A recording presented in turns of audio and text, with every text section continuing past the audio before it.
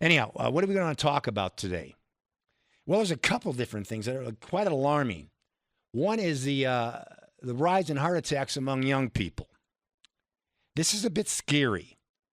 And I'm going to share with you there's articles all over the internet on this topic. And because young people become old people, and if the burden of taking care of heart attacks in older people is enough, what happens if it's striking younger people? And, we got a real problem. It says here, a total number of heart attacks in the United States is lower than ever before. That's great news, right? But don't celebrate yet because there's one worrisome problem. Heart attacks are increasing in young adults under the age of 40, including those in their 20s and 30s. Knowing what's behind the rise in heart attacks in young people can help you take steps to protect your health and prevent cardiovascular disease. It says here that heart attacks on the rise in patients aged 20 to 30. Not long ago, heart attacks were primarily a problem faced by older adults. It was rare for anyone younger than 40 to have a heart attack. Now, 1 in 5 heart attack patients are younger than 40 years of age. 1 in 5, that's 20%. Here's another troubling fact to highlight the problem. Having a heart attack in your 20s or 30s is more common. Between the years of 2000 and 2016, that was before COVID, I want to remind you, the heart attack rate increased by 2% every year in this young age group. Your outlook isn't better following a heart attack just because your younger patients who have a heart attack in their 20s and 30s face the same risk as older patients. Once you have your first heart attack, you have the same chance of dying from a second major heart attack or stroke, regardless of your age. Now, here's the key factor. Diabetes is a key risk factor for an early heart attack. If you have diabetes, you're 2 to 4 times more likely to die from heart disease compared to the adults who don't have diabetes. And this is from the book, What's Making You Sick, by Dr. Bickman. Heart disease is the leading global cause of death, accounting for more than 30% of disease-related deaths, naturally because it is so deadly. There's been much discussion on what causes heart disease. Commonly accused culprits include smoking, alcohol, cholesterol, lack of exercise, and too much belly fat. But there's not as much focus on insulin resistance. Some circles acknowledge it as the piece of the puzzle, but the truth is more dramatic. It is the puzzle. Insulin resistance and cardiovascular disorders are almost inseparable. Again, this is Why We Get Sick by Dr. Benjamin Bickman. He's with BYU. Those disorders are almost inseparable. And he makes the comment and statement that 88% of our population fall in line what we refer to as insulin resistant. That means their body's overproducing insulin to manage blood sugar. And the cells that uptake glucose, that's carbohydrates, aren't behaving properly. So it takes more insulin to get your blood sugar down and under control. So what happens when that happens? First and foremost, when we look at cardiovascular disease, and this could apply to the younger people as well, it causes chronic inflammation at the cell level, at the artery level, at the brain level. Chronic inflammation. And we know that the leading cause of cardiovascular disease and most diseases in general is inflammation. But what causes it? Well, if you go by what Dr. Bickman's saying, that 88% of our population has or is insulin resistant. We're in a lot of trouble. And then insulin resistance comes from overconsumption of processed foods, primarily carbohydrate-based. So when you're consuming all heavy loads of carbohydrates, and you're constantly producing or overproducing insulin, Then over time, these cells get tired and they get sick. They become inflamed. And when it comes to the arterial system, this inflammation, this chronic inflammation, leads to cracked arteries. Literally, seriously, like a rusting pipe. And the body goes into a repair process of putting down what we refer to as plaque, plaster of Paris, your body's natural method of fixing a crack in your arteries is plaque buildup. Now, we have two types of plaque. We have the form that's what we call stable. We have the form that's what we call unstable. And we have the increase in heart attacks in younger people because of this unstable plaque in most cases. They're not old enough to have arteries that close completely or enough where the blood flow is restricted and it causes a heart attack. But the unstable form is hard to detect. And that's when this artery crack is not necessarily healing completely. That the plaque buildup actually is weak. And the artery continues to crack. And over time, what happens is plaque breaks loose. We call this unstable plaque. And because the artery is bleeding, a blood clot forms to stop the bleeding. Heart attack. And this is because of the consumption, again, overconsumption of high carbohydrate foods and the chronic elevation of insulin, which is not measured by your doctor. Now, you can have this done, but it's never measured unless you ask. Because you'll find that most people, their levels of fasting insulin goes outside of the realm of what we refer to as healthy. They'll tell you that levels up to 25, I'm just giving these numbers out to you, which is going to be on the blood test, are normal. Well, according to Dr. Bickman and a number of other experts, anything above 10, we have a problem. Good numbers, 7 and below. In other words, when you're not eating, this insulin should be really low. But if it's not, you're in a chronic state of insulin elevation, inflammation, which causes damage at the arterial level in other areas of the body as well, including the brain. And the best ways to reverse this process is dietary change and activity. And the American Diabetic Association, they have no idea what they're doing. Because they're run by big pharma and big food. That's where most of their donations come from.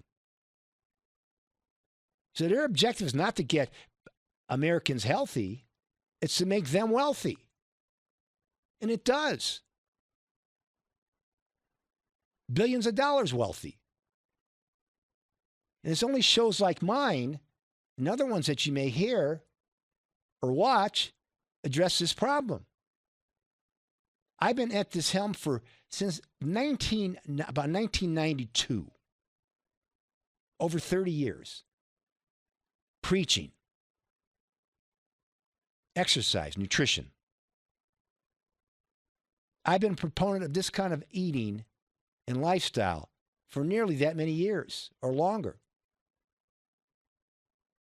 So hopefully, if you're one of those individuals, then you're out there and you listen to my show, you say, this sounds like me. Good giveaways, look at your belly. The average female's waist in this country is 39 inches almost. The average male's is close to 41. And we know that while the experts, this is in the news this week as well, say obesity rate in the USA is not growing, but for the first time in a decade, but severe obesity is on the rise. It says a report compiled by the CDC's National Center for Health Statistics found that between August 2021 and August 2023, the rate of obesity among the nation's adults was approximately 40.3%. In 2020, the rate of obesity among adults was 41.9%. The small decline in the obesity rate is too small to be considered reversal of the nationwide epidemic. but doesn't mark a distinct break from past years. Since 2011, the CDC showed that consistently growing proportion of U.S. adults struggling with obesity. Additionally, the rise of severe obesity continues to increase despite general obesity rates slowing down. Regardless of the direction the obesity crisis is trending, the rate remains far too high.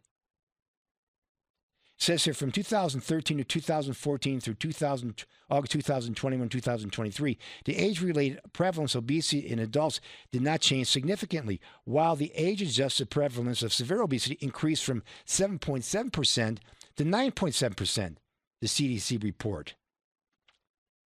So the fat, obese, are getting fatter.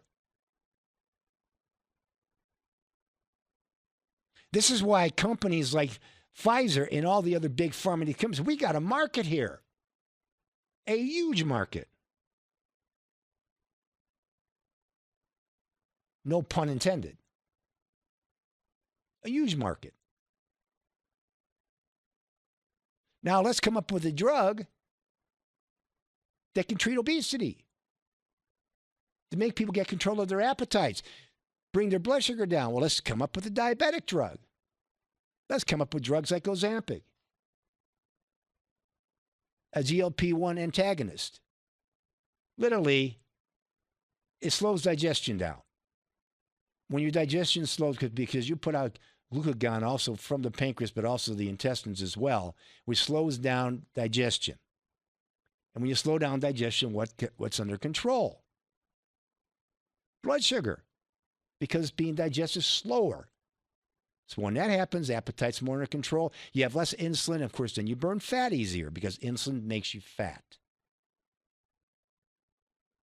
But this is not lifestyle because you can't stay on these drugs forever. There's too many side effects. So you can put out thousands and thousands of dollars or try to force the insurance companies to penny up for it to cover the cost for these expensive drugs. So you and I have to pay for it. So Big Pharma can get rich in big food. Because big food's the driving force behind Big Pharma. Create the sickness, create the market, and make bucks. And they're doing a great job of it.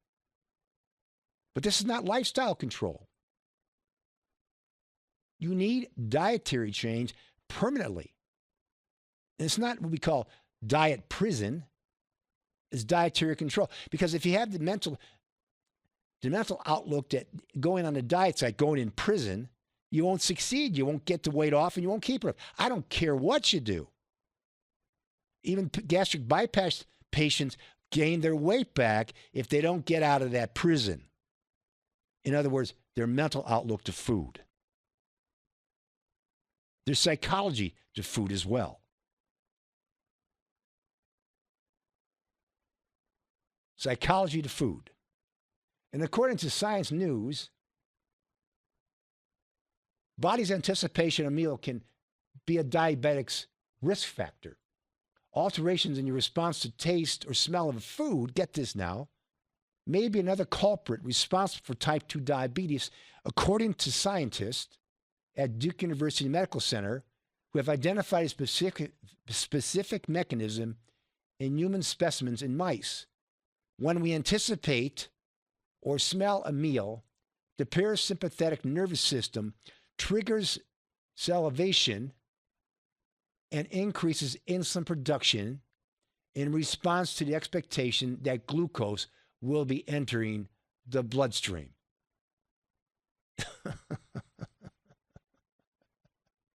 In other words, when you're looking, you smell these foods, you're looking at carbohydrate, you're looking at a plate of pasta, you go, wow, I'm going to get me yum yum. Blood sugar your body starts putting out insulin. Okay, it creates an inflammatory response in anticipation. And here we go. It slows down the process of losing weight. It actually can increase resistance to insulin and make you more predisposed to diabetes. So here's what you can do. Change your attitude. Get help. Get help from people who know the aging body, people like me. Anyhow, we're talking about literally about our population, heart disease, obesity on the rise.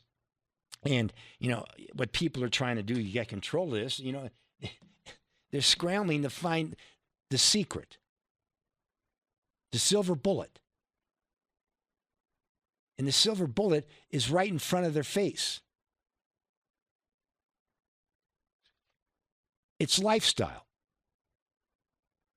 According to the CDC, one person in the United States dies from heart disease every 33 seconds. Every 33 seconds.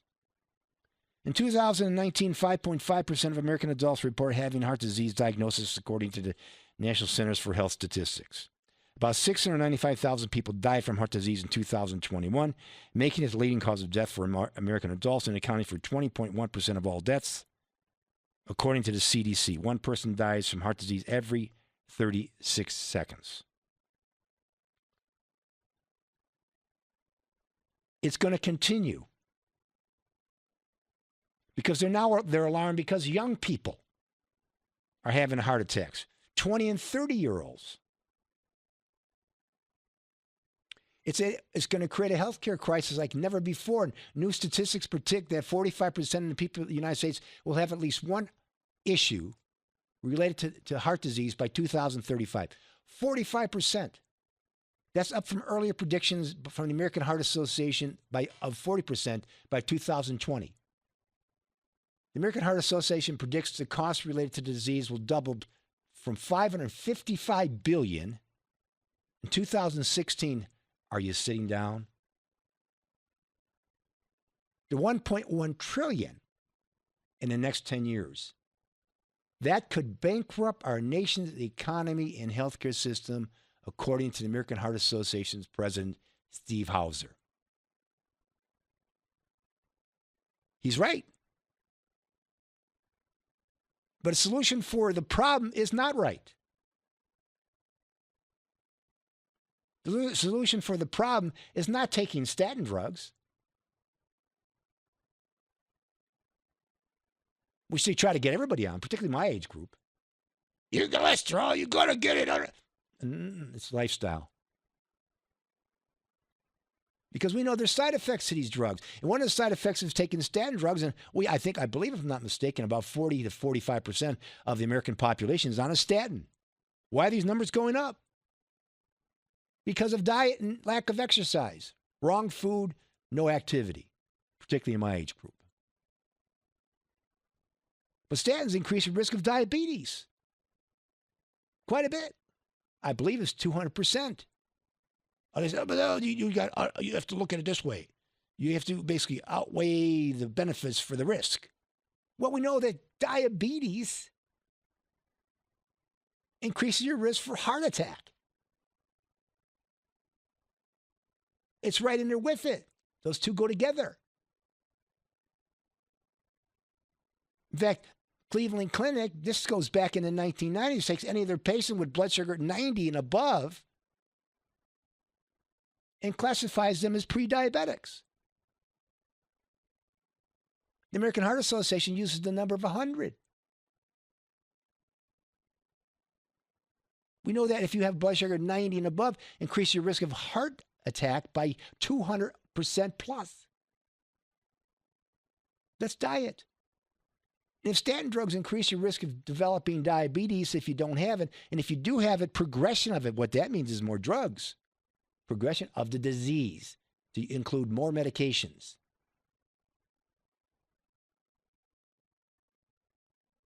That's dietary control.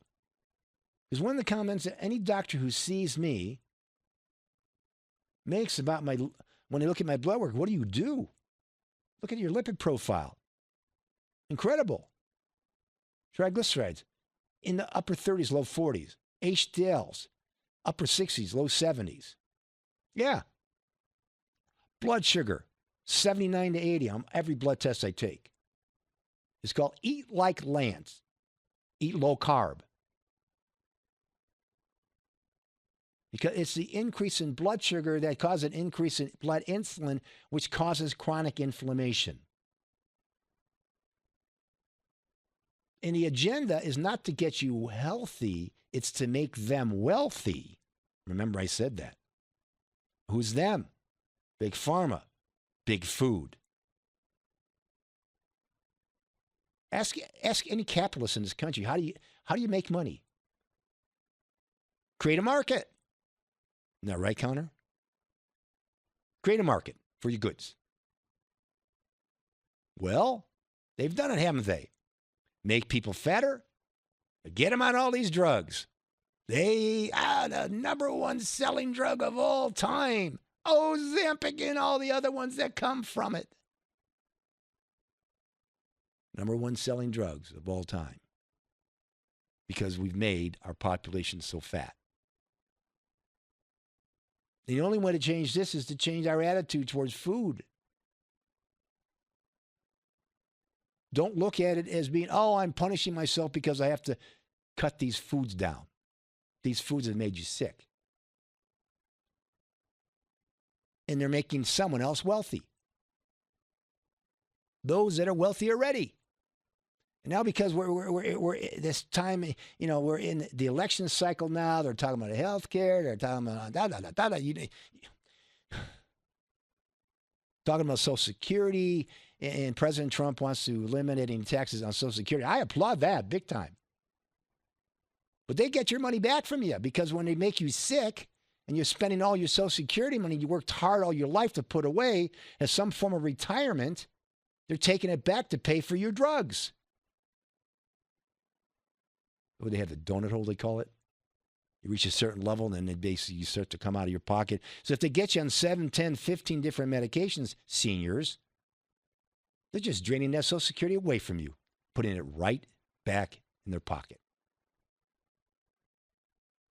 And what you can do, change your diet.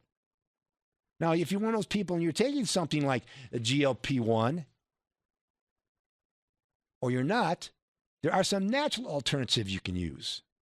I got together with a company locally to come up with a berberine product called Berberine. When I sat down with them, Nootropics Depot, about 2 months ago, I said, this has been my brainchild for a long time. I've read so many positive things about berberine and how it works like Ozempic, but in different ways. But there's also things that need to be addressed when it comes to permanent weight control. We know berberine has all kinds of health benefits, from lowering blood sugar, to lowering inflammation in the heart, to lowering triglycerides and things like that. But one of the things that lack in these formulations is emotional eating.